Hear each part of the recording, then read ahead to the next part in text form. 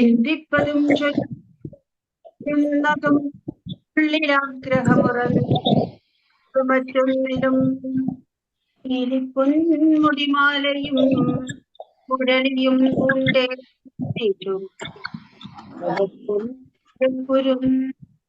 വിളയാടണം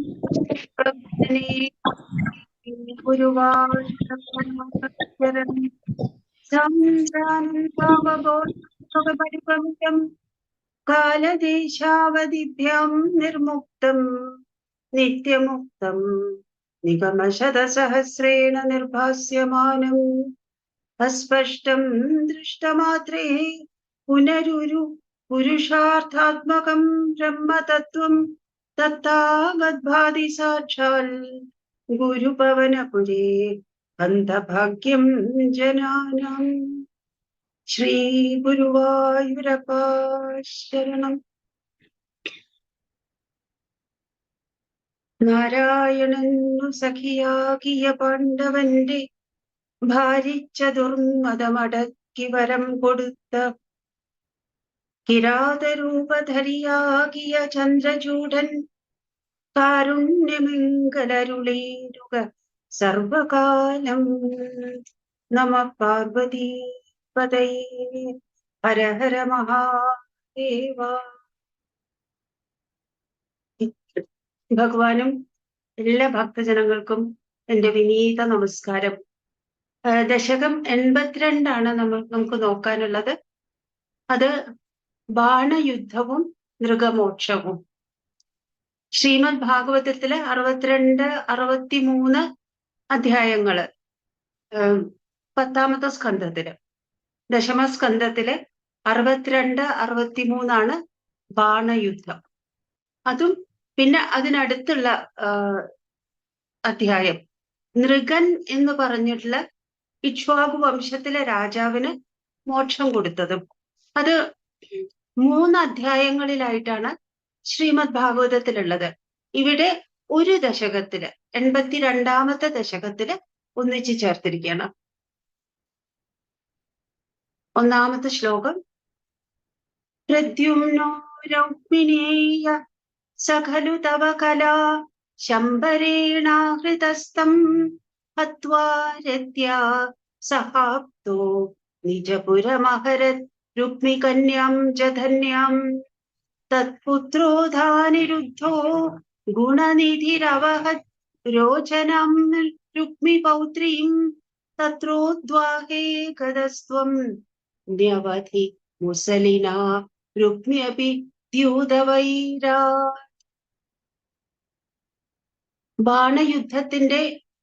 ബാണയുദ്ധവും മൃഗമോക്ഷവും അതോടൊപ്പം തന്നെ ശ്രീമദ് ഭാഗവതത്തില് മറ്റു ചില അധ്യായങ്ങളായിട്ട് പറഞ്ഞിട്ടുള്ള കഥാഭാഗങ്ങളും കൂടി ഇവിടെ ഒന്നിച്ചു ചേർത്തിട്ടുണ്ട്. പ്രദ്യുമ്നൻ ഭഗവാന്റെ പുത്രനാണ്. പ്രദ്യുമ്നൻ ഭഗവാന് രുക്മിണി ദേവിയിൽ ഉണ്ടായ പുത്രനാണ് പ്രദ്യുമ്നൻ. കാമദേവന്റെ അവതാരമാണ് എന്ന് നമ്മൾ വിചാരിക്കുന്നു. കാമദേവൻ മഹാദേവന് ശ്രീപാർവതി ദേവിയില് അനുരാഗം സൃഷ്ടിക്കാൻ വേണ്ടി, എന്നാലേ അവരുടെ വിവാഹം നടക്കുള്ളൂ. അങ്ങനെയാണെങ്കിലേ കുമാരന്റെ ജനനം, സുബ്രഹ്മണ്യ സ്വാമിയുടെ ജനനം സാധിക്കുള്ളൂ. കുമാരൻ ജനിച്ചാലേ ചില അസുരന്മാരെ, താരകാസുരൻ തുടങ്ങിയവരെയൊക്കെ കൊല്ലാൻ പറ്റുള്ളൂ. അതിനുവേണ്ടി ദേവകള് കാത്തിരുന്നതായിരുന്നു മഹാദേവന്റെ വിവാഹം, ശ്രീ പാർവതി ദേവിയുമായിട്ടുള്ള വിവാഹം. ആ സമയത്ത് ശ്രീ പാർവതി ദേവി ശൈലജ, ഹിമവാന്റെ പുത്രി, സതീദേവി തന്നെ അവതരിച്ചതാണ്. സതീദേവി നേരത്തെ ദേഹം ത്യജിച്ചിരുന്നു. സതീദേവി തന്നെയാണ് പാർവതി ദേവിയായിട്ട് അവതരിച്ചത്. അങ്ങനെ ഭഗവാനുമായിട്ടുള്ള പാർവതി ദേവിയുടെ വിവാഹത്തിന് വേണ്ടി കാത്തിരുന്നിരുന്ന ദേവന്മാരുടെ അപേക്ഷ പ്രകാരമാണ് കാമദേവൻ മഹാദേവന്റെ നേർക്ക് അമ്പെയ്തത്. ആ സമയത്ത് ഭഗവാന് പാർവതി ദേവിയോട് പെട്ടെന്ന് അനുരാഗം തോന്നി. അതേസമയം എന്തുകൊണ്ടാണ് തന്റെ തപസ്സിന് ഇങ്ങനെ ഒരു ഇളക്കം വന്നത് എന്ന് ആലോചിച്ച സമയത്താണ് കാമദേവൻ അമ്പെയ്തിട്ടാണ് തനിക്കിത് വന്നത് എന്ന് മനസ്സിലായി. ഉടനെ തന്നെ കാമദേവനെ ശപിക്കും. ശപിച്ചതോടുകൂടി മഹാദേവന്റെ ശാപത്തില് കാമദേവന്റെ ശരീരം മുഴുവനും ഭസ്മമായി പോകും. അത് കണ്ട സമയത്ത് രതീദേവിക്ക് സങ്കടം സഹിക്കവയ്യാതെ രതീദേവി നല്ല പോലെ പ്രാർത്ഥിക്കും തന്റെ ഭർത്താവിനെ തിരിച്ചു കിട്ടണമെന്ന്. ആ സമയത്ത് തിരിച്ചു കിട്ടും എന്നുള്ള ഒരു അനുഗ്രഹം കിട്ടി. തിരിച്ചു വന്നത് ശ്രീകൃഷ്ണന്റെ പുത്രനായിട്ടാണ്. ശ്രീകൃഷ്ണന്റെയും രുക്മിണി ദേവിയുടെയും പുത്രനായിട്ടാണ് വന്നത്. ആ പുത്രൻ ഇട്ട പേരാണ് പ്രദ്യുമ്നൻ. പ്രദ്യുമ്നൻ ജനിച്ച ഉടനെ തന്നെ രതീദേവിയോട് ഒരു കാമം തോന്നിയതാണോ ശമ്പരാസുരന് എന്നറിയില്ല. ശമ്പരാസുരന് തന്നെ കൊല്ലാൻ പോകുന്ന ആളാണ് ഇപ്പോ ജനിച്ചിട്ടുള്ളത് രുക്മിണി ദേവിക്ക് എന്നുള്ളത് മനസ്സിലായത് കൊണ്ടാണോ എന്നറിയില്ല.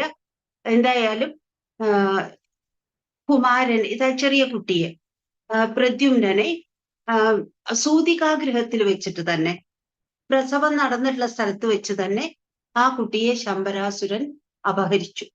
അപഹരിച്ചിട്ട് സമുദ്രത്തിൽ കൊണ്ടുപോയിട്ട് ഇട്ടു. കൊല്ലേണ്ട ഉദ്ദേശമായിരുന്നു, മരിക്കുന്നുള്ള തീർച്ച ഉണ്ടായിരുന്നു സമുദ്രത്തിൽ അത്രയും ചെറിയ കുട്ടിയെ കൊണ്ടിട്ടാല്. പക്ഷെ സമുദ്രത്തിൽ ഇട്ട ഉടനെ തന്നെ ആ കുട്ടിയെ ഒരു മത്സ്യം വിഴുങ്ങി. ആ മത്സ്യത്തെ പിന്നെ കിട്ടിയത് ഒരു മുക്കുവന് കിട്ടി.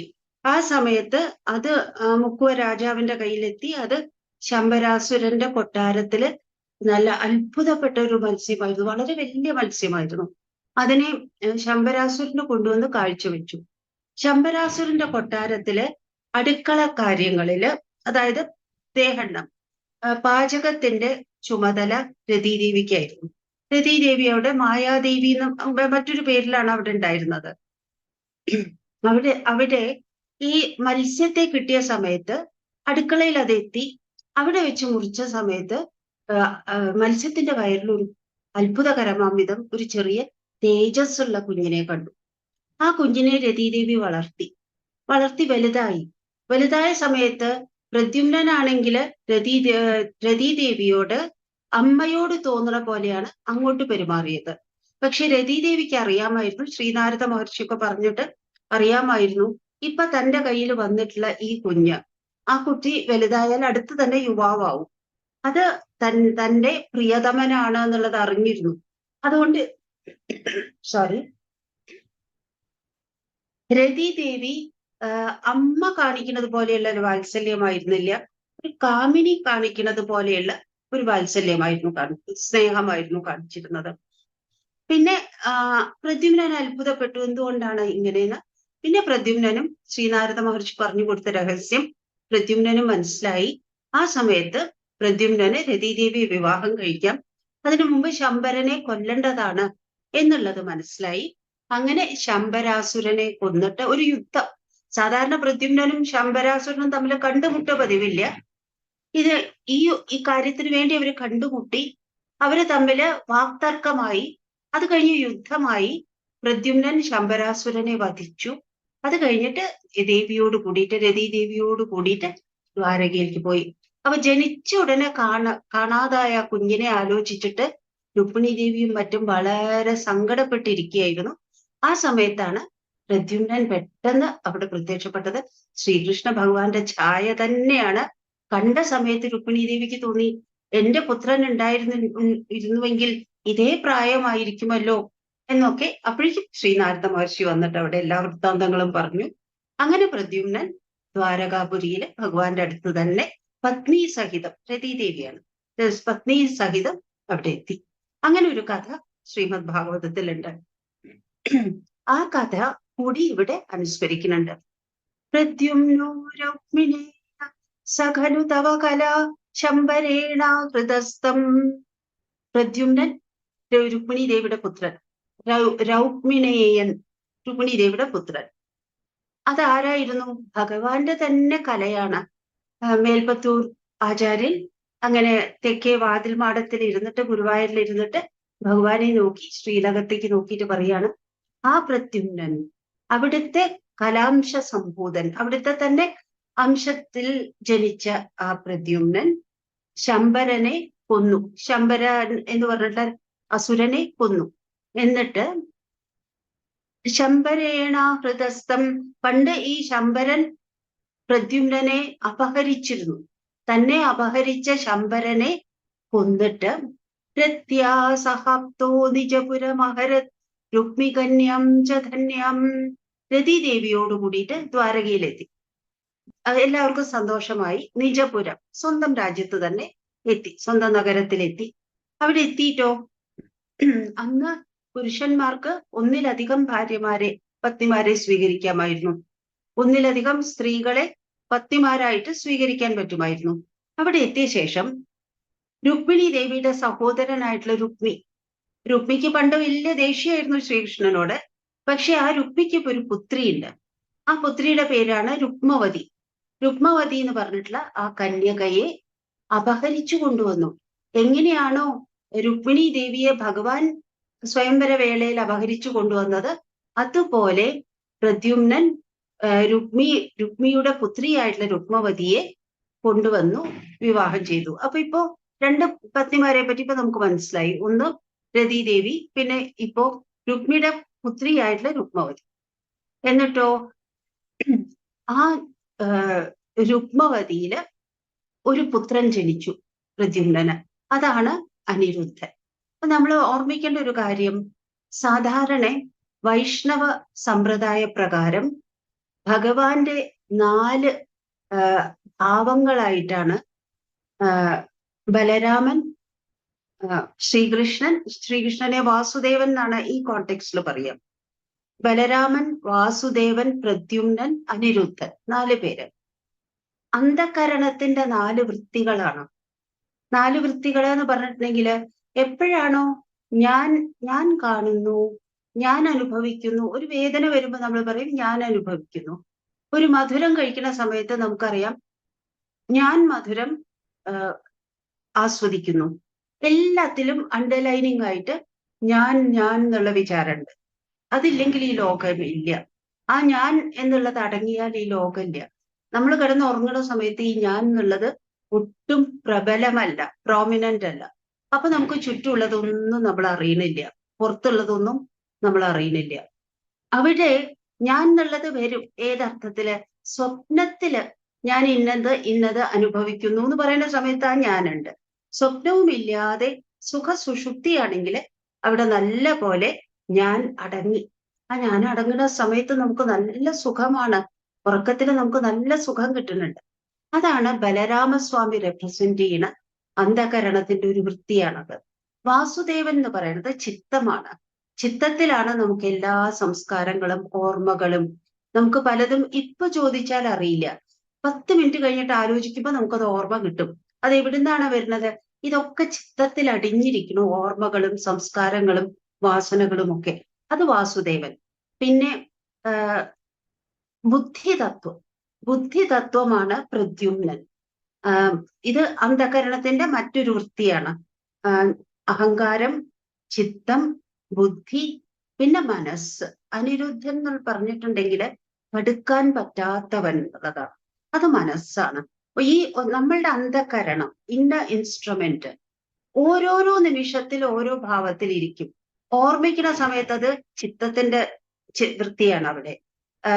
ബുദ്ധി നിശ്ചയാത്മകമായിട്ട് ഞാൻ ഇന്ന സമയത്ത് ഇവിടെ നിന്ന് പുറപ്പെട്ടാൽ 2 മണിക്കൂർ യാത്ര ചെയ്യണം, അതുകൊണ്ട് 10 മണിക്ക് തുടങ്ങേണ്ട ഒരു മീറ്റിങ്ങിന് ഞാൻ 8 മണിക്കോ 7:45 പുറപ്പെടണം എന്നൊക്കെ നമ്മൾ മനസ്സിൽ കണക്ക് കൂട്ടും.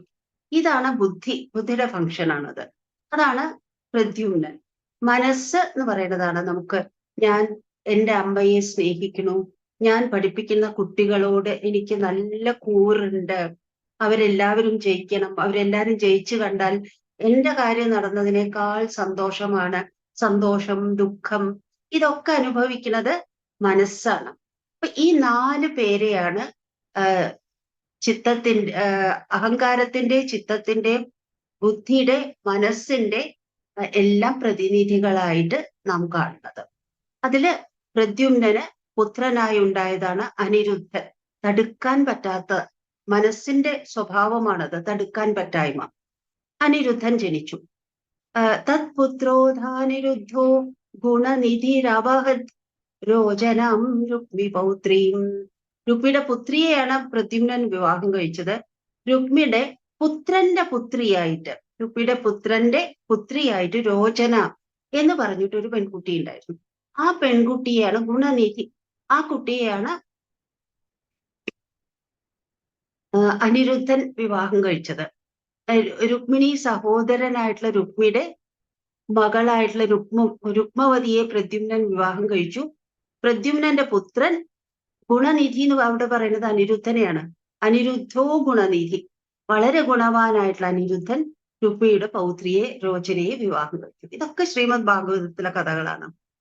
അങ്ങനെ ആ വിവാഹത്തില്, രോചനയുടെ വിവാഹത്തില് ബലരാമസ്വാമിയും ശ്രീകൃഷ്ണ യാദവന്മാരെല്ലാവരും പോയിരുന്നു.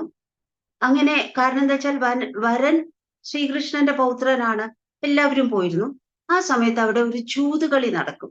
ആ ചൂതുകളിയില് ബലരാമസ്വാമി ജയിക്കുന്ന സമയത്തൊക്കെയും കൗരവന്മാരുടെ ഭാഗം, രുക്മിയുടെ സുഹൃത്താണ് ദുര്യോധനനും മറ്റും, അവരെല്ലാവരും രുക്മിയുടെ സുഹൃത്തുക്കളും എല്ലാവരും ബലരാമസ്വാമി ജയിച്ചതായി സമ്മതിക്കില്ല.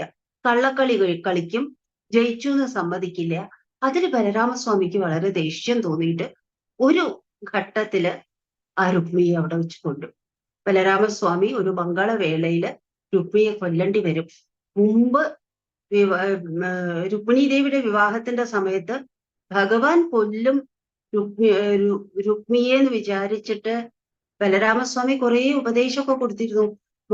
ഈ ഒരു മംഗള സമയത്ത് അങ്ങനെ വധുവിന്റെ സഹോദരനെ വധിക്കരുത് എന്നൊക്കെ പറഞ്ഞിട്ടുള്ള ബലരാമസ്വാമി ഇതാ ഈ സമയത്ത്, ഇത് ഈശ്വര നിശ്ചയമാണ്, ഈ സമയത്ത് വിവാഹ സമയത്ത് രുക്മിയെ തന്നെ, അതായത് വധുവിന്റെ മുത്തച്ഛനെ തന്നെ കൊല്ലും. അതാണ് ഈ ആദ്യത്തെ ശ്ലോകത്തിൽ പറയുന്നത്. തത്പുത്രോധാനിരുദ്ധോ ഗുണനിധി അവഹത് രോചനാം രുക്മി പൗത്രീം തത്രോദ്വാഹേ ഗതസ്ത്വം. ആ വിവാഹത്തിന് പോയിട്ടുള്ള മുസലി എന്ന് പറഞ്ഞിട്ടുണ്ടെങ്കിൽ ഉലയ്ക്ക ആയുധമായിട്ടുള്ള ആള്, മുസലം ഉലയ്ക്ക ആയുധമായിട്ടുള്ള ബലരാമസ്വാമി ആ രുക്മിയെ അവിടെ വെച്ചിട്ട് ചൂതുകളിയുടെ പേരിലുണ്ടായിട്ടുള്ള വൈരം കൊണ്ട്, ദ്യൂതം ചൂതുകളി, അതിലുള്ള ദേഷ്യം കൊണ്ട് ഹനിച്ചു എന്ന് പറയുന്നു ഒന്നാമത്തെ ശ്ലോകത്തില്. എന്നിട്ട് അങ്ങനെ ആ കഥാഭാഗം അവിടെ ടച്ച് ചെയ്തു. അത് കഴിഞ്ഞിട്ടാണ് പിന്നെ ബാണന്റെ കഥ പറയുന്നത്. ബാണൻ മഹാദേവന്റെ പുത്രൻ, മഹാദേവന്റെ വലിയ ഭക്തനാണ്. മഹാബലിയുടെ പുത്രനാണ്. അങ്ങനെ ഒരു വിശേഷതയും കൂടിയുണ്ട്. സാക്ഷാൽ മഹാബലിയുടെ പുത്രൻ, വലിയ ശക്തിയുള്ള ആള്, ശിവഭക്തൻ. മഹാബലി വിഷ്ണു ഭക്തനായിരുന്നു, ഇവിടെ ശിവഭക്തനായി. ശിവനെ തപസ് ചെയ്തിട്ടും പൂജിച്ചിട്ടും ആരാധിച്ചിട്ടും ശിവന്റെ പ്രീതി നേടി. അങ്ങനെ ഭഗവാൻ ശിവൻ മഹാദേവൻ സന്തോഷിച്ചിട്ട് 1000 കയ്യുകൾ കൊടുത്തു.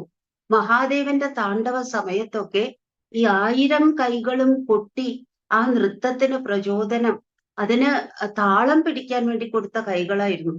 പക്ഷെ അത് ബാണൻ മറന്നു. തനിക്ക് 1000 കൈകൾ കിട്ടിയ സമയത്ത് അതോടുകൂടി തന്റെ ശക്തി വർദ്ധിച്ചു.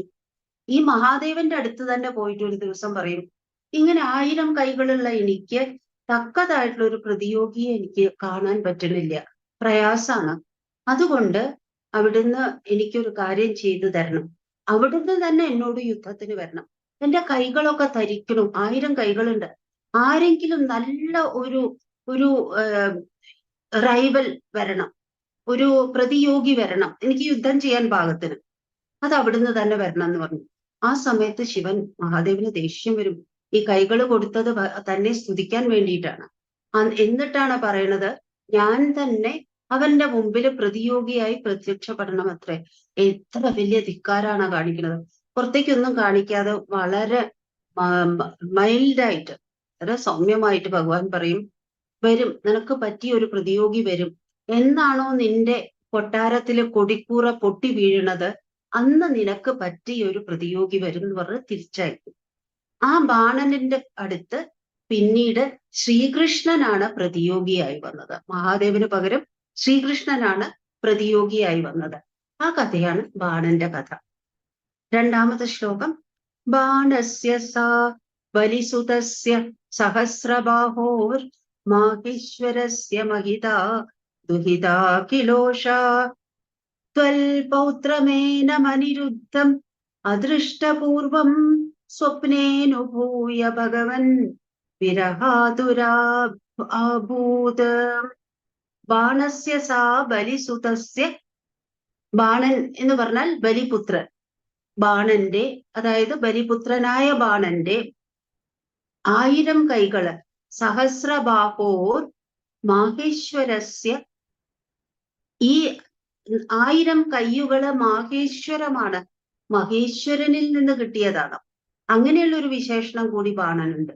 എല്ലാ അസുരന്മാർക്കും ഇല്ലാത്തൊരു വലിയൊരു ഭാഗ്യമാണ് സാക്ഷാൽ മഹാദേവൻ തന്നെ അനുഗ്രഹിച്ചു കൊടുത്ത 1000 കൈകളുണ്ട് എന്നുള്ളത്. അത് മാത്രമല്ല, വളരെ ബഹുമാനിക്കപ്പെട്ടതായിട്ടുള്ള നല്ല ഒരു മിടുക്കിയായിട്ടുള്ള കുട്ടി ഉണ്ടായിരുന്നു. മഹിത ദുഹിത കില ഉഷ, ഉഷ എന്നാണ് പേര്. മഹിത ദുഹിത കിലോഷ ഉഷ. പൗത്രം ഏനം അനിരുദ്ധം അദൃഷ്ടപൂർവം. ഈ ഉഷ എന്ത് ചെയ്തു? ഭട്ടതിരി ആചാര്യൻ ഭഗവാനോട് പറയാണ്, അവിടുത്തെ പൗത്രനായിട്ടുള്ള അനിരുദ്ധനുണ്ടല്ലോ, ആ അനിരുദ്ധനെ ഒരിക്കലും ജീവിതത്തിൽ കണ്ടിട്ടില്ല. പക്ഷേ ജീവിതത്തിൽ കാണുന്നതിന് മുമ്പായിട്ട് തന്നെ അനിരുദ്ധനെ സ്വപ്നത്തിൽ കണ്ടിട്ട് ഉഷ സ്നേഹിച്ചു, പ്രേമിച്ചു. ആ കഥയാണ് ഇവിടെ പറയുന്നത്. ബാണസ്യ സാബലിസുതസ്യ സഹസ്രബാഹോർ മാഹേശ്വരസ്യ മഹിതാ ദുഹിതാ കിലോഷ ത്വൽ പൗത്രമേനം അനിരുദ്ധം അദൃഷ്ടപൂർവം. മുമ്പൊരിക്കലും കണ്ടിട്ടില്ല, അദൃഷ്ടപൂർവം, ഇതിനു മുമ്പ് കണ്ടിട്ടില്ല, പൂർവം അദൃഷ്ടം. സ്വപ്നേനുഭൂയ, സ്വപ്നത്തില് കണ്ടു, സ്വപ്നത്തില് ആ വ്യക്തിയുടെ സാമീപ്യം അനുഭവിച്ചു. അങ്ങനെ സ്വപ്നമൊക്കെ തോന്നുന്ന സമയത്ത് കൺമുന്നിൽ നിന്ന് പോയി, കാണാനില്ല, ആരെയാണ് കണ്ടത് എന്നറിയില്ല, രൂപം മാത്രം മനസ്സിൽ ഓർമ്മയുണ്ട്. വിരഹാതുരാഭൂത്, വിരഹാതുരയായി തീർന്നു. വിരഹം, നമുക്ക് സ്നേഹമുള്ള ആൾക്കാർ അകന്നു പോകുമ്പോ അത് വിരഹം. ആ വിരഹം കൊണ്ട് ആതുരയായി തീർന്നു, വളരെ വിവശയായി തീർന്നു, അവശയായി തീർന്നു ദേവി ഈ ഉഷ. സ്വപ്നേനുഭൂയ ഭഗവൻ വിരഹാതുരാഭൂത്. അപ്പൊ പിന്നെ എന്ത് ചെയ്തു? ഉണർന്ന സമയത്ത് ആരോടെങ്കിലും അതിനെപ്പറ്റി പറയണം. ആരോട് പറയാൻ പറ്റും? സ്വപ്നത്തിൽ ഞാൻ ഒരാളെ കണ്ടു, അയാൾ എനിക്ക് പ്രിയനായി തീർന്നു, എനിക്ക് ആ വ്യക്തിയുടെ സാമീപ്യം വേണം. ആരോട് പറയാൻ പറ്റും? മനസ്സ് തുറന്നു പറയാൻ പറ്റണ ഒരു സഖി ഉണ്ടായിരുന്നു ഉഷയ്ക്ക്. ആ സഖിയുടെ പേരാണ് ചിത്രലേഖ. പേര് സൂചിപ്പിക്കുന്നത് പോലെ തന്നെ നന്നായിട്ട് ചിത്രം വരയ്ക്കും, സമർത്ഥയാണ്, യോഗിനിയുമാണ്, യോഗിക് പവേഴ്സ് ഉള്ള ഒരു സുഹൃത്തുണ്ട്. ആ കുട്ടിയോട് അത് തുറന്നു പറഞ്ഞു. ആ സമയത്ത് ആ കുട്ടി എല്ലാവരുടെയും ലോകത്തില് വിശിഷ്ടരായിട്ടുള്ള ആൾക്കാരുടെ മുഴുവനും ചിത്രം വരച്ചു കാണിച്ചു. കൃഷ്ണന്റെ ചിത്രം കാണിച്ചു കൊടുത്തപ്പോ ഉഷയുടെ മുഖത്തൊരു ചെറിയൊരു റെക്കഗ്നീഷൻ. അത് കഴിഞ്ഞ് പ്രദ്യുമ്നന്റെ ചിത്രം വരച്ചു കൊടുത്തപ്പോ ഒന്നുകൂടി ആ റെക്കഗ്നീഷൻ ഒന്നുകൂടി അധികമായി. മുഖത്ത് എവിടെയോ ഒരു ലജ്ജ മുഖത്ത് കണ്ടതായി തോന്നി. അപ്പോ ചിത്രലേഖയ്ക്ക് മനസ്സിലായി, പ്രദ്യുമ്നന്റെ പുത്രൻ അനിരുദ്ധനെ ആയിരിക്കണം എന്റെ സഖിയായിട്ടുള്ള ഉഷ സ്വപ്നത്തിൽ കണ്ടത്. അനിരുദ്ധന്റെ ചിത്രം വരച്ചു കാണിച്ചു കൊടുത്തു. അതോടുകൂടിയിട്ട് ഉഷ പറയും, ഇതന്നെ ഈ വ്യക്തിയെ തന്നെയാണ് ഞാൻ സ്വപ്നത്തിൽ കണ്ടത് എന്ന് പറയും. അങ്ങനെ പറഞ്ഞ സമയത്ത് അനിരുദ്ധൻ എവിടെയാണ്? ദ്വാരകയില് ഭഗവാന്റെ കൊട്ടാരത്തിലാണ്. അവിടുന്ന് ഭാഗവതത്തിൽ പറയുന്നുണ്ട്, അനിരുദ്ധനെ സപര്യങ്കം, കട്ടിലോട് കൂടിയിട്ട് അവിടുന്ന് ഉയർത്തി ആകാശമാർഗം ബാണന്റെ കൊട്ടാരത്തിലെത്തിക്കും. ബാണന്റെ കൊട്ടാരം ശോണിതപുരം. കഴിഞ്ഞ അധ്യായത്തിൽ നമ്മൾ കണ്ടു, നരകാസുരനെ കാണാൻ വേണ്ടിയിട്ട് ഭഗവാൻ പോയി നരകാസുരനെ കൊന്നു. നരകാസുരനെ കൊല്ലേണ്ട സമയം വന്നപ്പോ നരകാസുരന്റെ അനേകം സൈന്യങ്ങളെ, പുരാസുരനെ ഒക്കെ കൊല്ലേണ്ടി വന്നു. ആ സമയത്ത് പ്രാഗ്ജ്യോതിഷപുരത്തിന്റെ ആ കൊട്ടാരത്തിന്റെ ആ തലസ്ഥാനത്തിന്റെ ചുറ്റുമുള്ള കിടങ്ങുകളിലും മറ്റും എല്ലാം ഈ കൊല്ലപ്പെട്ട ആൾക്കാരുടെ രക്തം കലർന്നു. എന്നിട്ട് അവിടെ ഭട്ടതിരി പറയുന്നുണ്ട്, ഇതൊരു ശോണിതപുരമായി എന്ന്. ആ സമയത്ത് നമ്മൾ ഓർമ്മിച്ചിരുന്നു, ഈ ശോണിതപുരം വരാൻ പോകുന്ന കഥയില് ബാണന്റെ കൊട്ടാരമാണ് എന്ന് പറഞ്ഞിരുന്നു. ആ ശോണിതപുരത്തിലേക്ക് അനിരുദ്ധനെ കൊണ്ടുവന്നു എന്നുള്ളതാണ് മൂന്നാമത്തെ മൂന്നാമത്തെ ശ്ലോകത്തിൽ പറയുന്നത്. യോഗിന്യതീവ കുശലാ ഖലു ചിത്രലേഖ. യോഗിനിയാണ് ചിത്രലേഖ, കുശലയാണ്, സമർത്ഥയാണ്. തസ്യാ സഖീ വിലിഖതി തരുണാനശേഷൻ. ഈ ലോകത്തിലുള്ള ചെറുപ്പക്കാരുടെ മുഴുവൻ അശേഷൻ എല്ലാവരുടെയും ചിത്രം ആ ചിത്രലേഖ എഴുതി, വിലിഖതി എഴുതി. തത്ര അനിരുദ്ധമുഷയാ വിദിതം. അനിരുദ്ധന്റെ ചിത്രം എത്തിയ സമയത്ത് ഉഷയാ വിദിതം, ഉഷയാൽ അറിയപ്പെട്ടു. ഈ വ്യക്തിയാണ് ഞാൻ സ്വപ്നത്തിൽ കണ്ടത്. നിശായാം ആനേഷ്ട യോഗബലതോ ഭവതോ നികേതാത്.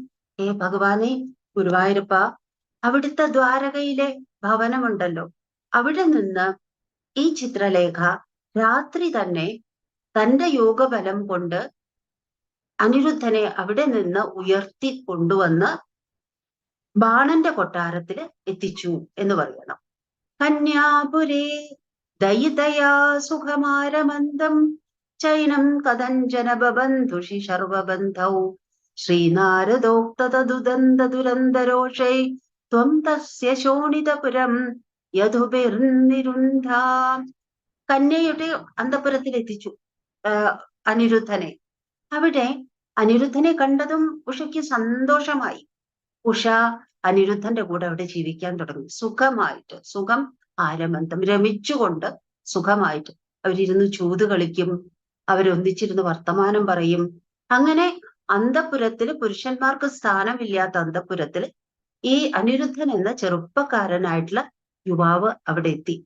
അതെങ്ങനെയോ ബാണൻ അറിഞ്ഞു. രാജഭടന്മാര് തന്നെയാണ് പറഞ്ഞത്, അങ്ങയുടെ അന്തപുരത്തിന് ഒരു കുലദൂഷണം വന്നിട്ടുണ്ട്, അതിനൊരു ദോഷം സംഭവിച്ചിട്ടുണ്ട്, അവിടെ ഏതോ ഒരു പുരുഷനുണ്ട്. അത് ബാണന് വിശ്വസിക്കാൻ വേണ്ടി പറ്റില്ല. സ്വന്തം പുറപ്പെട്ടു വന്നു. ഭാഗവതത്തിൽ ഭംഗിയായിട്ട് പറയുന്നുണ്ട്. സ്വന്തം പുറപ്പെട്ടു വന്നിട്ട് മകളുടെ അന്തപുരത്തിൽ കയറിയ സമയത്ത് ഉഷ അവിടെ ഇരുന്നിട്ട് അനിരുദ്ധന്റെ കൂടെ ചൂത് കളിക്കുന്നതാണ് കണ്ടത്. അനിരുദ്ധനെ കണ്ടതും ബാണന് കണ്ണുകളെ വിശ്വസിക്കാൻ പറ്റിയില്ല. സാക്ഷാൽ ശ്രീകൃഷ്ണ ഭഗവാന്റെ ഛായ, ചെറുപ്പം അവിടെ ഇരുന്ന്. ഇനി ഇതിലും കൂടുതലായിട്ട് തന്റെ മകൾക്കൊരു, ഇതിൽ കൂടുതൽ നല്ലൊരു വരനെ കിട്ടില്ല. പക്ഷേ തന്നോട് പറയാതെ, ആരും അറിയാതെ ഒളിച്ചു കടന്നു വന്നതല്ലേ, അതുകൊണ്ട് തനിക്ക് എത്ര അവമാനമുണ്ടായി. അതുകൊണ്ട് ഉള്ളില് സന്തോഷം ഉണ്ടെങ്കിലും ലോകത്തിനെ കാണിക്കാൻ വേണ്ടിയിട്ട്, ലോകമര്യാദയ്ക്ക് വേണ്ടിയിട്ടും യുദ്ധം ചെയ്യണം എന്നുള്ള ഉദ്ദേശത്തോടു കൂടിയിട്ട് തന്നെ ആദ്യം അനിരുദ്ധനെ കെട്ടിയിട്ടു, ബന്ധിച്ചു അനിരുദ്ധനെ. അതിന് ഈ ഒരു ആശയമുണ്ടല്ലോ, അത് നമ്മുടെ മലയാളത്തിന്റെ അനുഗ്രഹീതനായിട്ടുള്ള, നമ്മയൊക്കെ അനുഗ്രഹിക്കുകയും ചെയ്തിട്ടുള്ള വള്ളത്തോള് ബന്ധനസ്ഥനായ അനിരുദ്ധൻ എന്ന് പറഞ്ഞിട്ടൊരു വലിയ കവിത എഴുതിയിട്ടുണ്ട്. ലോങ് ആയിട്ടുള്ളൊരു കവിത എഴുതിയിട്ട് അതിമനോഹരമായിട്ട് ഈ കഥ വർണ്ണിച്ചിട്ടുണ്ട് അവിടെ. ബന്ധനസ്ഥനായ അനിരുദ്ധൻ. പലരും അതിനെപ്പറ്റി പലതും വളരെ ഒരു തന്റെ പുത്രിക്ക് കിട്ടാവുന്നതിൽ വെച്ച് നല്ല വരനെ കിട്ടി, പക്ഷെ അത് പുറത്തു പറഞ്ഞ് വേഗം വിവാഹം ചെയ്തു കൊടുത്തുകൂടാ. ബാണൻ നിർബന്ധിതനാവുകയാണ് ആ പുത്രി കാമിക്കുന്ന വ്യക്തിയെ ബന്ധനത്തിലാക്കണം എന്നുള്ളത്. അത് ഭംഗിയായിട്ട് വർണ്ണിച്ചിട്ടുണ്ട്. ഇവിടെയും അത് തന്നെ, ഇതാണ് സംഭവിച്ചത്. ശർവബന്ധു, ശർവൻ എന്ന് പറഞ്ഞാൽ ശിവൻ, ശിവന്റെ ബന്ധു, ശിവന്റെ ഭക്തനായിട്ടുള്ള ബാണൻ അങ്ങനെ ശ്രീകൃഷ്ണന്റെ പൗത്രനെ ബന്ധനത്തിലാക്കേണ്ടി വന്നു. ശ്രീനാരദോക്തദുദന്തദുരന്തരോഷൈ. ശ്രീനാരദ മഹർഷി ഈ വിവരം പോയിട്ട് ദ്വാരകയിൽ പോയി പറഞ്ഞു, ശ്രീകൃഷ്ണ ഭഗവാനോട് പറഞ്ഞു. കാരണം എന്താ വെച്ചാൽ സന്ധ്യയ്ക്ക് രാത്രി കടന്നുറങ്ങിയ അനിരുദ്ധനെ അവിടുന്ന് പെട്ടെന്ന് കാണാതായി.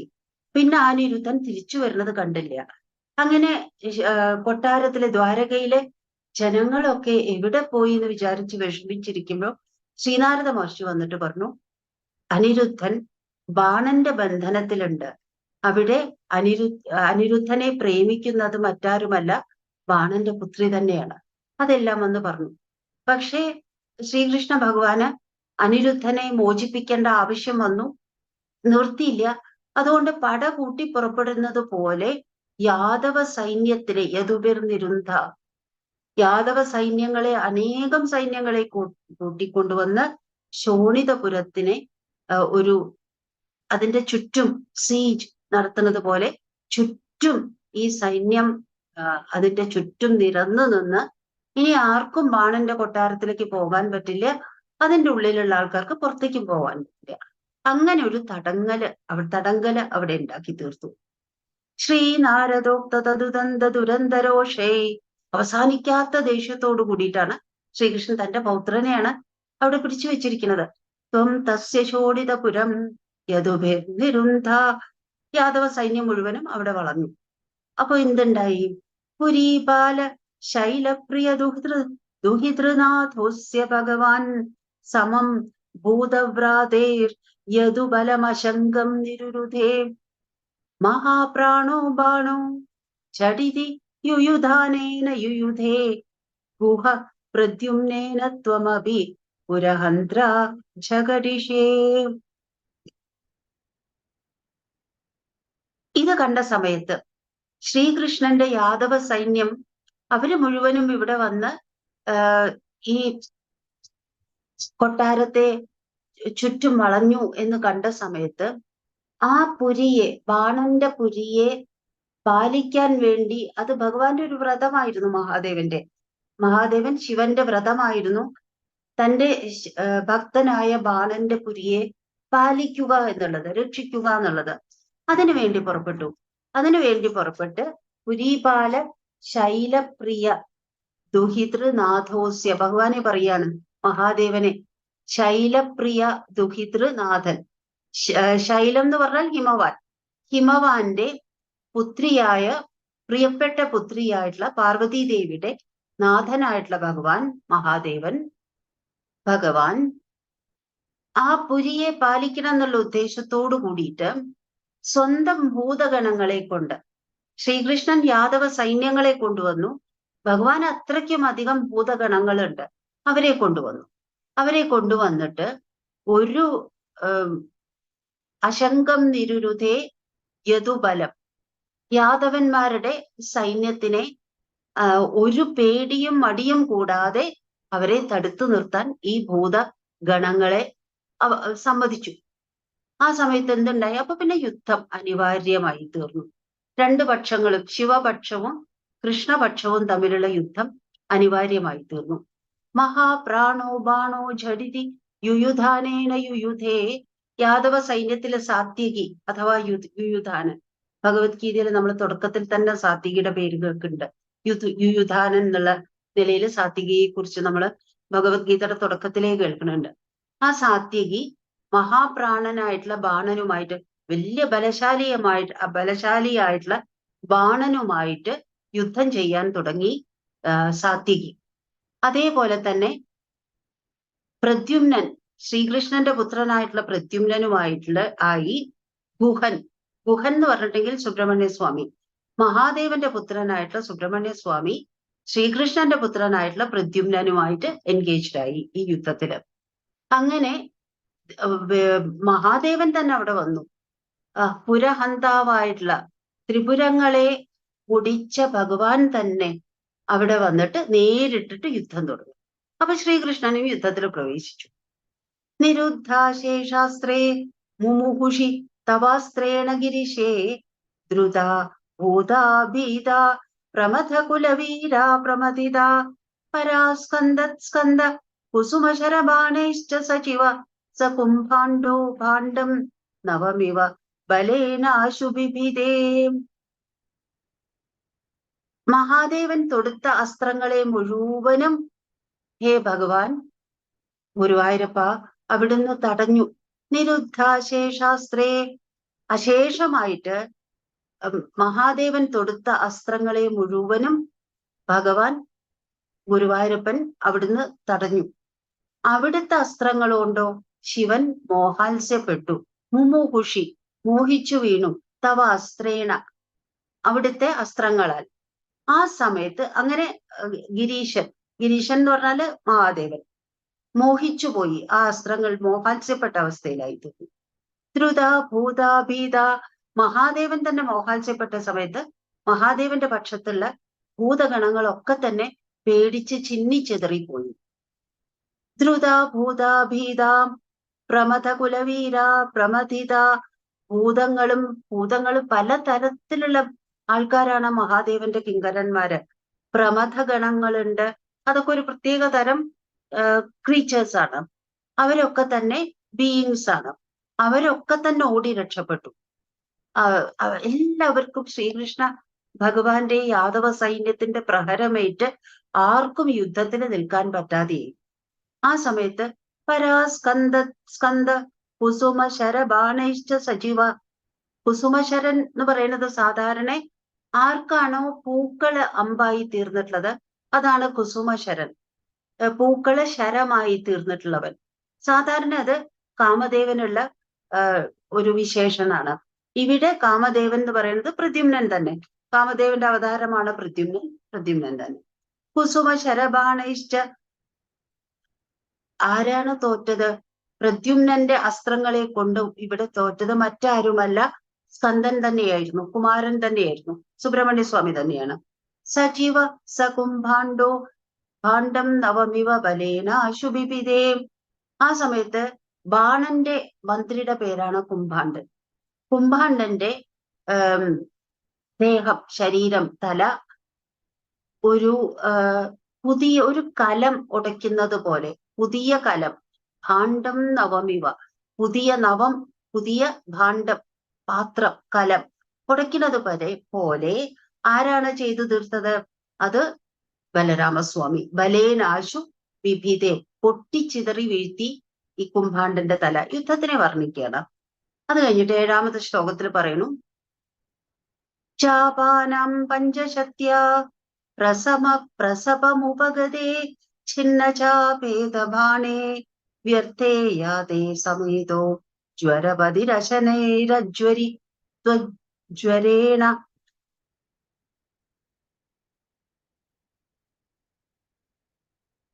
ജ്ഞാനീ സ്തുത്വാധ ദത്വാ തവ ചരിതജുഷം വിജ്വരം സ ജ്വരോഗാത് പ്രായോന്തർജ്ഞാനവന്തോ വിജ ബഹുതമസാ രൗദ്രചേഷ്ടാ ഹി രൗദ്രാം. ബാണനാണെങ്കിൽ 1000 കയ്യുകളുണ്ട്. 1000 കയ്യുകളുള്ളപ്പോ 500 കയ്യുകളിലും, ഒരു ഭാഗത്തുള്ള 500 കയ്യുകളിലും വില്ലെടുത്തു. മറുഭാഗത്തുള്ള 500 കൈകളെ കൊണ്ട് ഓരോ വില്ലിനും അമ്പ് ശരിയാക്കി വെച്ചു, അമ്പ് ചേർത്ത് വെച്ചു. ചാപാനാം പഞ്ചശത്യ. അങ്ങനെ 500 വില്ലുകൾ കൊലച്ചുകൊണ്ട്, 500 അമ്പുകൾ കയ്യിൽ ഏന്തിക്കൊണ്ട് ബാണൻ വന്നു. പെട്ടെന്ന് വളരെ ശക്തിയോട് കൂടിയിട്ടാണ് വരുന്നത്. അങ്ങനെയുള്ള ആളെ പെട്ടെന്ന് തന്നെ ഭഗവാൻ ഓരോരോ ചാപങ്ങളെയും, 500 ചാപങ്ങളുണ്ട്, 500 വില്ലുകളുണ്ട്, 500 അമ്പുകളുണ്ട്, അതൊക്കെ എടുത്ത കൈകളെ, ബാണന്റെ കൈകളെ അവിടുന്ന് അസ്ത്രം എയ്തിട്ട് ഛിന്ന ഭിന്നമാക്കി. അപ്പോ ആ സമയത്ത് ശിവജ്വരം അവിടെ എത്തി. 2 ജ്വരങ്ങളെ പറ്റി ഇവിടെ പറയുന്നുണ്ട്. ജ്വരം എന്ന് പറഞ്ഞാൽ പനി തന്നെ. നമ്മൾ സാധാരണ ജ്വരം എന്ന് പറയുന്നത് പനിക്കാണല്ലോ. അതൊന്ന് ശൈവമായിട്ടുള്ള ജ്വരം, മറ്റൊന്ന് വൈഷ്ണവമായിട്ടുള്ള ജ്വരം. 2 ജ്വരങ്ങളെ പറ്റി ഇവിടെ പറയുന്നുണ്ട്. ആ സമയത്ത് ബാണന്റെ കൈകൾ ഇങ്ങനെ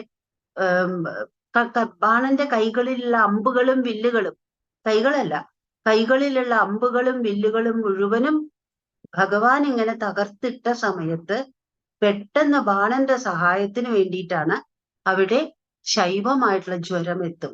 ആ ശൈവമായിട്ടുള്ള ജ്വരത്തെ വൈഷ്ണവമായിട്ടുള്ള ജ്വരം മുഴുവനായിട്ടും തോൽപ്പിക്കും. പെട്ടെന്ന് വിഷ്ണു ജ്വരം എന്ന് പറഞ്ഞാൽ പനി, ചൂടാണ്. നമ്മൾ വിചാരിക്കുക വിഷ്ണുവിന്റെ ജ്വരത്തിന് അത്ര ചൂടുണ്ടായിരിക്കുമോ?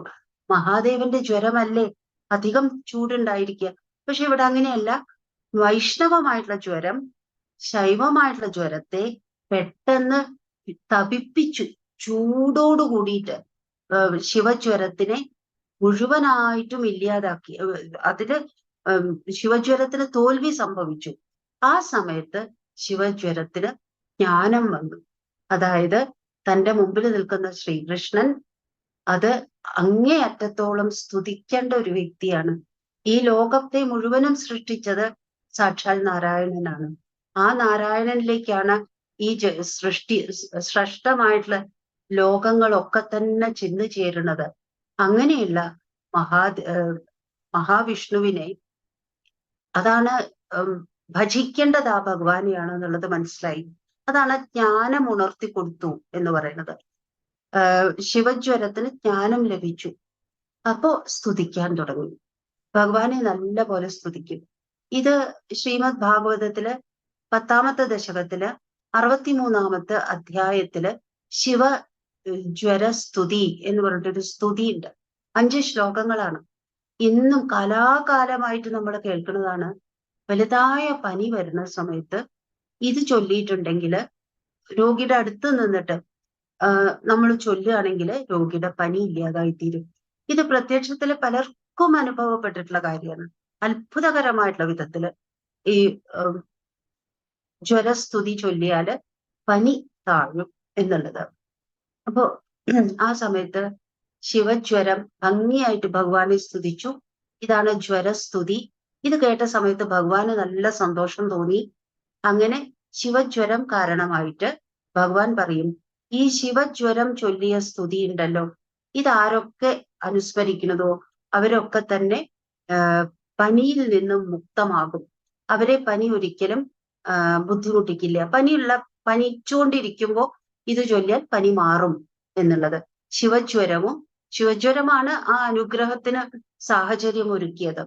അപ്പൊ അവിടുത്തെ സ്തുതിക്കുന്നവർക്ക് ജ്വരബാധ ഉണ്ടാവില്ല എന്നിട്ടുള്ളൊരു ഒരു വരം അവിടെ ശിവജ്വരം തന്നെ നൽകും.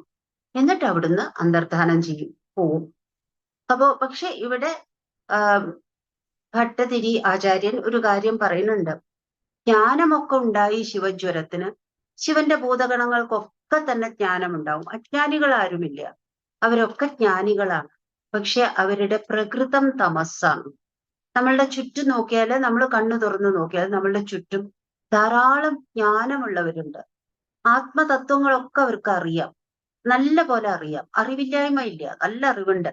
പക്ഷെ അവര് താമസിക പ്രകൃതിയാവുമ്പോ രൗദ്രഭാവത്തിലാണ് ജീവിക്കുക. അത് ഈ ഗ്രന്ഥം വൈഷ്ണവ ഗ്രന്ഥമാണ്. ഭാഗവതം വൈഷ്ണവ ഗ്രന്ഥമാണ്. ഭാഗവതത്തിനെ ആധാരമാക്കിയിട്ടാണ് നാരായണീയം രചിക്കപ്പെട്ടിട്ടുള്ളത്. അപ്പോ ഈ ഗ്രന്ഥത്തിലുടനീളം വൈഷ്ണവമായതിനെയാണ് പ്രകീർത്തിക്കുന്നത്. കാരണം സാത്വിക ഗുണത്തിന്റെ പേരില്, വെറുതെയല്ല, സാത്വിക ഗുണത്തിന്റെ പേരില്. അത് നമുക്ക് പറഞ്ഞു തരുന്നത് എന്താണ്? നമ്മളുടെ ജീവിതത്തിലും സാത്വിക ഗുണമാണ് നമ്മൾ അനുവർത്തിക്കേണ്ടത്. അതാണ് നമ്മൾ മുറുകെ പിടിക്കേണ്ടത് എന്നുള്ളതാണ്. അപ്പൊ ഇവിടെ ഇതാ പറയുന്നു, പ്രായോന്തർജ്ഞാനവന്തോ ബിജബഹുതമസാ രൗദ്രജ്യേഷ്ഠാഹി രൗദ്ര. ജ്ഞാനമുള്ളവരാണെങ്കിലും അന്തർജ്ഞാനമുണ്ട്, ഉള്ളിലെ ജ്ഞാനമുണ്ട്. എന്നാലും ഈ ശിവഗണങ്ങളൊക്കെ ഭൂതഗണങ്ങളൊക്കെ തമോ ഗുണം കൊണ്ട് രൗദ്ര പ്രകൃതികളായി പോന്നു. അപ്പൊ അറിവുണ്ടായാൽ മാത്രം പോരാ, നമ്മളുടെ പ്രകൃതത്തിനെ നമുക്ക് നിയന്ത്രിക്കാൻ അറിയണം. അത് താമസിക പ്രകൃതിയാണെങ്കിൽ പതുക്കെ രാജസികതയിലേക്ക് കൊണ്ടുവരിക, അവിടുന്ന് പിന്നെ പതുക്കെ സാത്വികതയിലേക്ക് കൊണ്ടുവരിക. ജ്ഞാനം മാത്രം ഉണ്ടായാൽ പോരാ, നമ്മളുടെ പ്രകൃതവും ശരിയാവണം എന്നുള്ള ഒരു ഓർമ്മപ്പെടുത്തൽ കൂടി നമുക്കിവിടെ കാണാം. ഇനി 8ാമത്തെ അധ്യായത്തിൽ പറയുന്നു, 8ാമത്തെ ശ്ലോകത്തിൽ പറയുന്നു, ബാണം നാനായുധോഗ്രം പുനരഭിപതിതം ദർപ്പദോഷാദ്വിതന്വൻ നിർലൂനാശേഷദോഷം സപതി ബുബുധുഷ ശങ്കരേണോപഗീത തദ്വാചാശിഷ്ടബാഹു ദ്വിതയമുഭയതോ നിർഭയം തൽപ്രിയം തം മുക്ത്വാ തദ്ദത്തമാനു നിജപുരമഗമ സാനിരുദ്ധ സഹോഷ. ബാണം ആ സമയത്ത് ഇത്രയൊക്കെ ആയിട്ടും ഈ ശിവജ്വരം തോറ്റു പിന്മാറി. ബാണന്റെ കയ്യിലുള്ള അമ്പുകളൊക്കെ വില്ലുകളൊക്കെ തന്നെ ഭഗവാൻ തകർത്തു. എന്നിട്ടും അനേകം മറ്റായുധങ്ങളെ കൊണ്ട്, നാനായുധോഗ്രം, നാനാവിധത്തിലുള്ള ആയുധങ്ങള്, ഉഗ്രമായിട്ടുള്ളത്, വലിയ യുദ്ധം ചെയ്യാൻ തയ്യാറെടുപ്പോട് കൂടിയിട്ട് ബാണൻ വീണ്ടും വന്ന് ഭഗവാന്റെ മുമ്പിലേക്ക് ചാടി വീഴും. അതിനുള്ള കാരണം എന്താ വെച്ചാല് ദർപ്പദോഷാദ്വിതന്വൻ, ഇവിടെ ദോഷം എന്നുള്ള വാക്കിന് രണ്ടർത്ഥം കൽപ്പിച്ചുകൊണ്ടാണ് ഭട്ടതിരി ഇവിടെ വരികൾ എഴുതിയിട്ടുള്ളത്. ഒന്ന് കയ്യ് എന്നുള്ള അർത്ഥം, 1000 കയ്യുകൾ ഉണ്ട് എന്നുള്ളൊരു ദോഷം. വേറൊന്ന് ദർപ്പദോഷം, അതായത് അഹങ്കാരം എന്നുള്ള ദോഷം. ദോസുക്കള് എന്ന് പറഞ്ഞിട്ടുണ്ടെങ്കിൽ കൈകള് എന്നുള്ള അർത്ഥമാണ്. അപ്പൊ ദോ എന്നുള്ള വാക്കിന്റെ മുകളില് ഇവിടെ ഭട്ടതിരി സാധാരണ എന്ന പോലെ ഒരു പ്ലേ ഓഫ് വേർഡ്സ്, വാക്കുകൾ കൊണ്ട് കളിക്കുകയാണ്. ദർപ്പദോഷം, ദർപ്പദോഷം അഹങ്കാരം എന്നുള്ള ദോഷം. അതേസമയം തന്നെ ദോഷം എന്ന് പറയുമ്പോൾ കൈകൾ എന്നുള്ള അർത്ഥം കൂടി അവിടെ ധ്വനിയായിട്ട് വരുന്നുണ്ട്.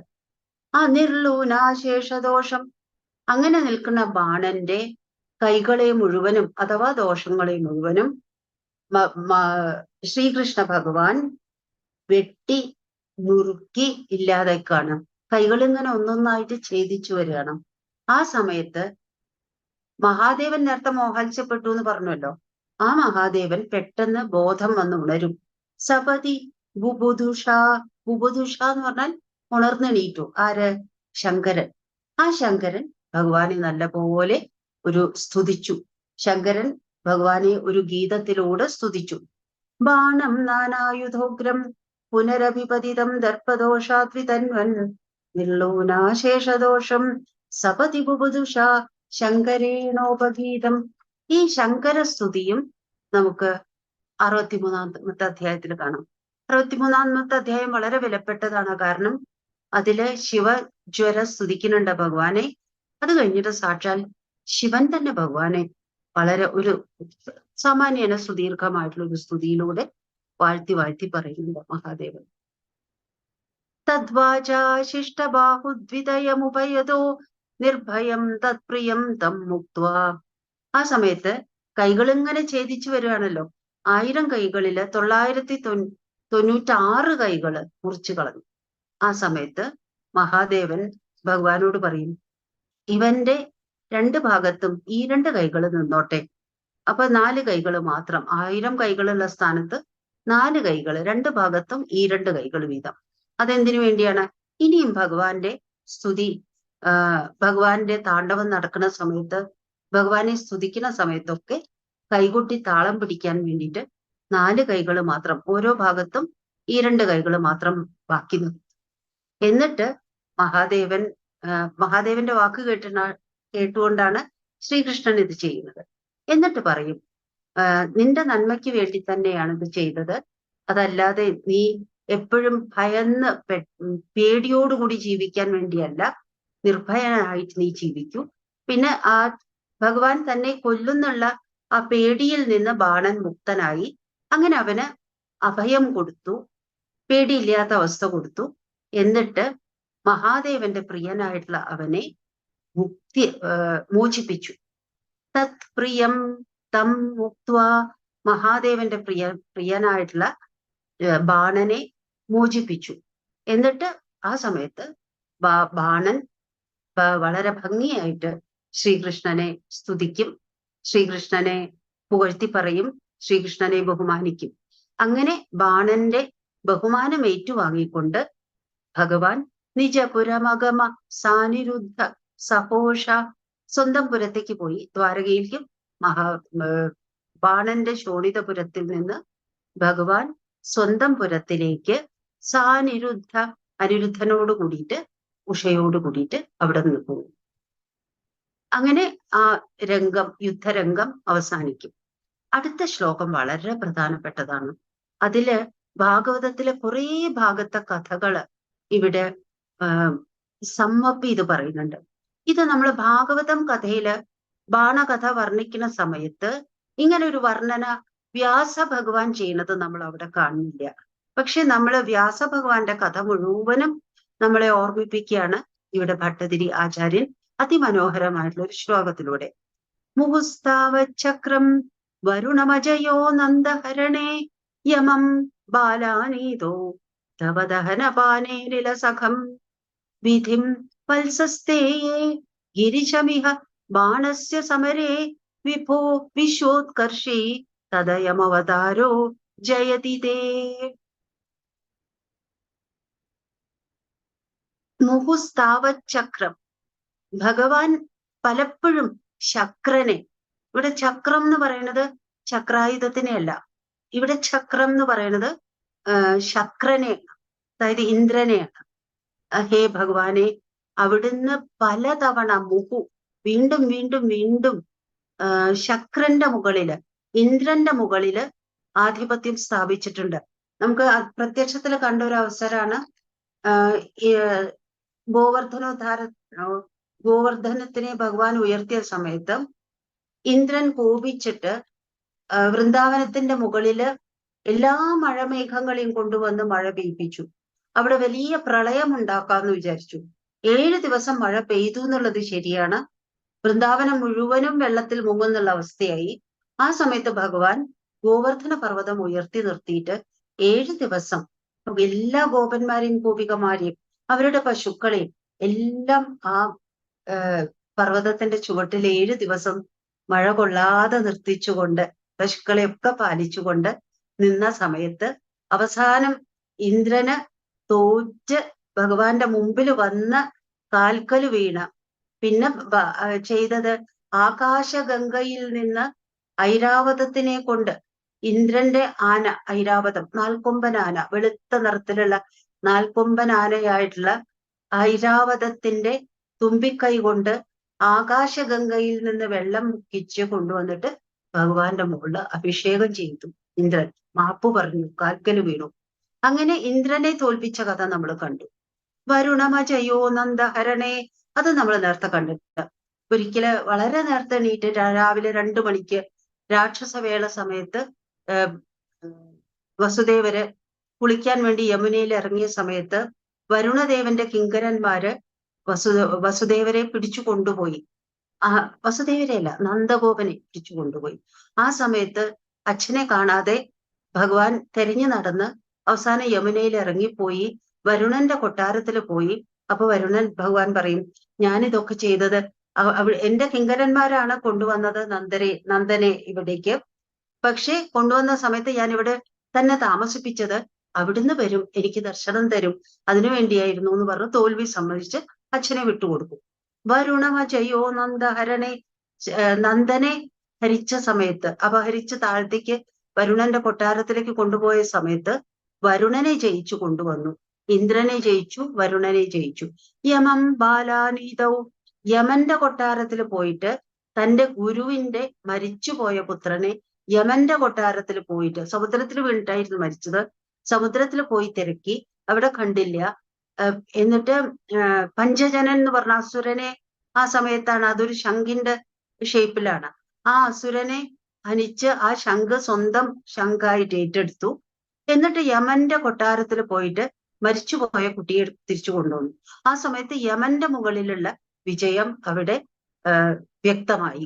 ദവദഹനപാനേനിലസഖം, ദവദഹനം അതായത് കാട്ടുതീയ് പല പ്രാവശ്യം ഗോപികമാരുടെ മുമ്പില് ഒന്നിലധികം പ്രാവശ്യം കാട്ടുതീ വന്ന സമയത്ത് ഭഗവാൻ അത് പാനം ചെയ്തു. തീ അങ്ങനെ കുടിച്ചിട്ട് തീയന്റെ മുകളിൽ, അഗ്നിയുടെ മുകളിലുള്ള വിജയം അവിടെ സ്ഥാപിച്ചു. വിധിം വത്സസ്തേയം കഥയുടെ സമയത്ത് ബ്രഹ്മാവ് ഭഗവാന്റെ കൂടെ ഉണ്ടായിരുന്ന കുട്ടികളെ, അതിനു മുമ്പ് പശുക്കുട്ടികളെ എല്ലാം മറിച്ചിട്ട് ബ്രഹ്മാവ് സ്വന്തം മായാ തൽപ്പത്തിൽ കൊണ്ടുപോയി കിടത്തി. അതിന്ന് അവരെ മുഴുവനും തിരിച്ചു കൊണ്ടുവരാനുള്ള വഴികള് ഭഗവാനും അന്വേഷിച്ചു. അവസാനം ബ്രഹ്മാവ് തോൽവി സമ്മതിച്ച് ഭഗവാന്റെ മുമ്പിൽ വന്നിട്ട് ഒരു സ്വർണദണ്ഡം പോലെ നിലത്ത് വീണ് നമസ്കരിച്ച് ഭഗവാനോട് നീണ്ടൊരു സ്തുതി ചൊല്ലണത് നമ്മൾ നേരത്തെ വത്സസ്തേയം കഥയില് നമ്മള് ശ്രീമദ് ഭാഗവതത്തില് ദശമസ്കന്ധത്തില് 13ഉം 14ഉം അധ്യായങ്ങളിലായിട്ട് നമ്മൾ കണ്ടിട്ടുണ്ട്. ഗിരീശമിഹ ബാണസ്യ സമരെ, അതൊക്കെ കഴിഞ്ഞ് ഇനി മഹാദേവന്റെ മുകളിലുള്ള വിജയമോ, അതാണ് ഇപ്പൊ ഇവിടെ കാണിച്ചത്. ബാണസ്യ സമരെ, ബാണയുദ്ധത്തില് ഗിരീശന്റെ മുകളില്, മഹാദേവന്റെ മുകളിലുള്ള ആധിപത്യം ഭഗവാൻ സ്ഥാപിച്ചു. അങ്ങനെ ശ്രീകൃഷ്ണാവതാര കാലത്ത് ഇന്ദ്രൻ, വരുണൻ, യമൻ, അഗ്നി, വിധി എന്ന് പറഞ്ഞ ബ്രഹ്മാവ്, മഹാദേവൻ, എല്ലാവരുടെ മുകളിലും ഭഗവാൻ തന്റെ ആധിപത്യം ഉണ്ട് എന്നുള്ളത് കാണിച്ചു. അങ്ങനെയുള്ള ഈ കൃഷ്ണാവതാരം, ഈ കൃഷ്ണാവതാരം ലോകത്തിന്റെ നന്മയ്ക്ക് വേണ്ടിയിട്ട് വിജയിച്ചു നിൽക്കുന്നു. അതാണ് അവിടുത്തെ അവതാരം, ഈ കൃഷ്ണാവതാര കാലം. ജയതിതേ, അത് ഭഗവാന്റെ ഈ മഹിമ ജയിച്ചു തന്നെ നിൽക്കുന്നു. വിശ്വോത്കർഷത്തിന് വേണ്ടിയിട്ട്, വിശ്വോത്കർഷമായിട്ട് ലോകത്തിന്റെ മുഴുവനും നന്മയ്ക്ക് വേണ്ടിയിട്ട്, മംഗളത്തിന് വേണ്ടിയിട്ട് നിൽക്കുന്നു എന്ന് പറയുന്നു. ഇനി അവസാനം പറയുന്നത് മൃഗന്റെ കഥ വളരെ ചുരുക്കത്തിലാണ് പറയുന്നത്. ദ്വിജരുഷാകൃകലാസവപുർധരം നൃപം ത്രിദിവാലയമാം ആപയൻ നിജജനെ ദ്വിജഭക്തിമനുത്തമാം ഉപദിശൻ പവനേശ്വര പാഹിമാം. നൃഗന്റെ കഥ പറയുന്നു. ഇക്ഷ്വാകു വംശത്തിലെ രാജാവ് നൃഗൻ ധാരാളം ദാനം കൊടുക്കാൻ ഇഷ്ടമാണ്. ദാനം കൊടുക്കുന്നതിൽ നിന്ന് കിട്ടുന്ന സുഖം ലഹരിയായി തീർന്നു.